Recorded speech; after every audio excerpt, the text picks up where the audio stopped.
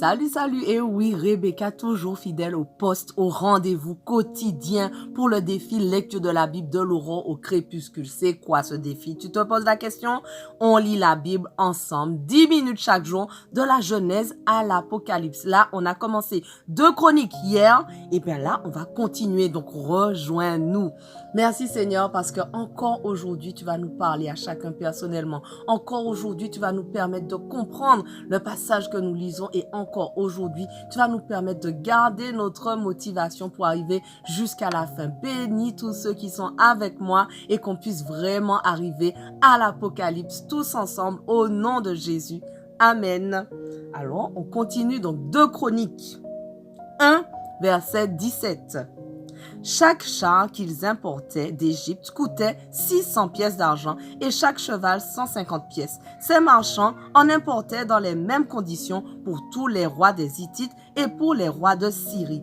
Salomon décida de bâtir un temple en l'honneur de l'Éternel et un palais royal pour lui-même.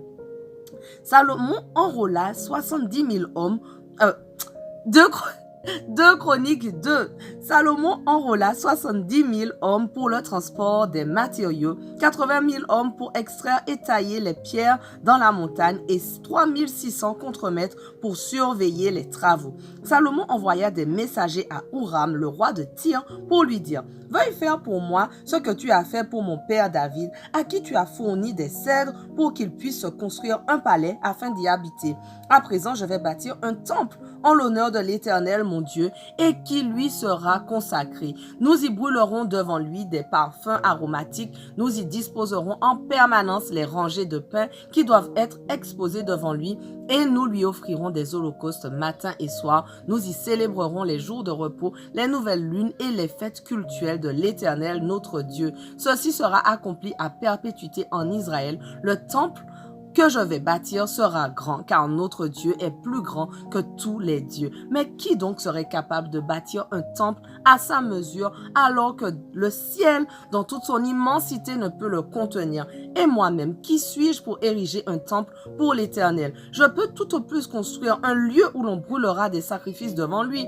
Maintenant, veuille donc m'envoyer un homme expert dans le travail de l'or, de l'argent, du bronze et du fer, dans la teinture des étoffes, en pourpre, en carmin et en violet, et qui s'y connaissent dans l'art de la sculpture. Il collaborera avec mes propres spécialistes en Juda et à Jérusalem, ce que mon père David a préparé. Veuille aussi m'expédier du Liban des bois de cèdre, de cyprès et de santal, car je sais que tes bûcherons savent s'y prendre pour couper le bois. Mes ouvriers travailleront avec les tiens, que l'on me prépare une grande quantité de bois, car le temple que je vais construire sera très grand et magnifique. Je donnerai à tes bûcherons 6 000 tonnes de blé, 4 000 tonnes d'orge, 90 000 litres de vin et 90 000 et 900 000 litres d'huile. Qu'est-ce que j'ai dit? 900 000 litres de vin et 900 000 litres d'huile. Huram, le roi de Tyr, envoya une lettre à Salomon dans laquelle il disait: « C'est parce que l'Éternel aime son peuple qu'il t'a établi roi sur lui. » Par ailleurs, il dit: « Loué soit l'Éternel, le Dieu d'Israël, qui a fait le ciel et la terre, de ce qu'il a donné au roi David un fils plein de sagesse, de bon sens et d'intelligence, qui bâtira un temple à l'Éternel et un palais royal pour lui-même. Je t'envoie donc aussitôt un spécialiste particulièrement habile. Il s'appelle Huram-Abi et il est le fils d'une femme de la tribu de Dan et d'un père tyrien. Il sait travailler l'or, l'argent, le bronze et le fer, la pierre et le bois. Il sait teindre les étoffes en pourpre et en violet, travailler les tissus de fin lin et de carmin. Il connaît tout l'art de la sculpture. Il saura réaliser tout projet qui lui sera confié. Il travaillera avec tes propres artisans et avec ceux de mon Seigneur David, ton père. Maintenant, que mon Seigneur fasse parvenir à ses serviteurs le blé, l'orge, l'huile et le vin dont il a parlé. Quant à nous, nous abattrons au Liban tous les arbres dont tu auras besoin. Nous te les amènerons en radeau par mer jusqu'à Jaffa, d'où tu les feras transportés à Jérusalem. Salomon fit le compte de tous les étrangers qui vivaient dans le pays d'Israël après le recensement fait par son père David.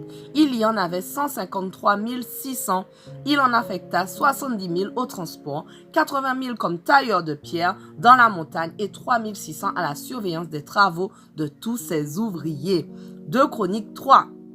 Salomon commença à bâtir le temple de l'Éternel à Jérusalem sur la colline de Moria où l'Éternel était apparu à son père David et à l'emplacement que celui-ci avait prévu sur l'aire d'Ornan, le Yébousien. Salomon commença à bâtir le 2e jour du 2e mois de la 4e année de son règne. Les fondations du temple avaient, selon l'ancienne unité de mesure, 30 mètres de long et 10 mètres de large. Le portique d'entrée avait 10 mètres de large, comme le temple, et 10 mètres de haut. Salomon le fit recouvrir intérieurement d'or pur. La grande salle fut lambrissée de bois de cyprès et plaquée d'or pur. Et on cisela des feuilles de palmier et des guirlandes. Pour décorer le temple, on incrusta des pierres précieuses. L'or était de l'or de Parvaïm. Tout le temple fut plaqué d'or. La salle, les poutres, les seuils, les parois et les battants des portes. Puis Salomon fit sculpter des chérubins sur les parois. À l'intérieur, il fit construire la salle du lieu très saint.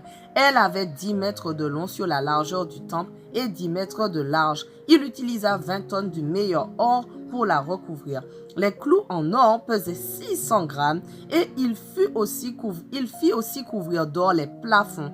Pour la salle du lieu très saint, on sculpta 2 chérubins et on les recouvrit d'or. L'envergure totale de leurs ailes était de 10 mètres. L'aile de l'un, longue de 2,50 m, touchait le mur de la salle. L'autre aile de 2,50 m touchait celle du second chérubin. Celui-ci étendait une aile de 2,50 m jusqu'à l'autre paroi de la salle et son autre aile de 2,50 m touchait l'aile du premier chérubin. Ainsi, les ailes déployées de ces chérubins avaient bien une envergure totale de 10 mètres. Les 2 chérubins étaient debout sur leurs pieds et regardaient vers la salle. Salomon fit tisser le voile des fils violets, pourpre et carmin et de lin, et il y fit broder des chérubins.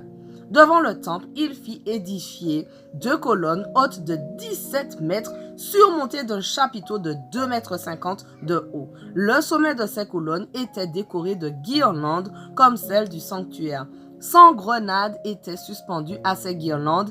Il fit ériger les colonnes sur la façade du temple de part et d'autre de l'entrée.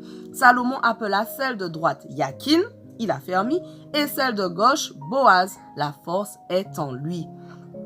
2 Chroniques 4. Salomon fit fabriquer un autel de bronze de 10 mètres sur 10 et 5 mètres de haut.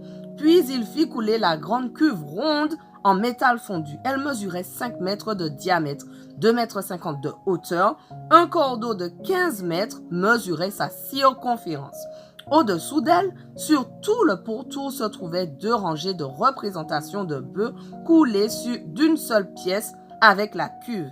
Il y en avait 10 par demi-mètre. La cuve elle-même reposait sur 12 bœufs de bronze ayant leur tête tournée 3 par 3 vers le nord, l'ouest, le sud et l'est, alors que la partie postérieure de leur corps était tournée vers l'intérieur et portait la cuve. La paroi de la cuve avait 8 cm d'épaisseur et son rebord était façonné comme celui d'une coupe en forme de pétale de lys. Elle pouvait contenir environ 40 000 litres d'eau. Salomon fit encore fabriquer 10 bassins. Il les fit disposer 5 à droite et 5 à gauche du temple pour les lavages.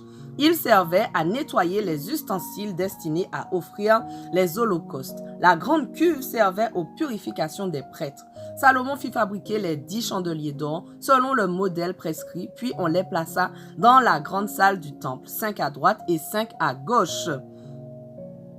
Il fit aussi façonner 100 coupes d'aspersion en or. Il fit aménager le parvis des prêtres et la grande cour. Il fit fabriquer les portes de la cour et revêtir leurs battants de bronze. Voilà, notre passage du jour touche à sa fin, mais on continue dès demain. On ne lâche rien. Allez, sois bénis.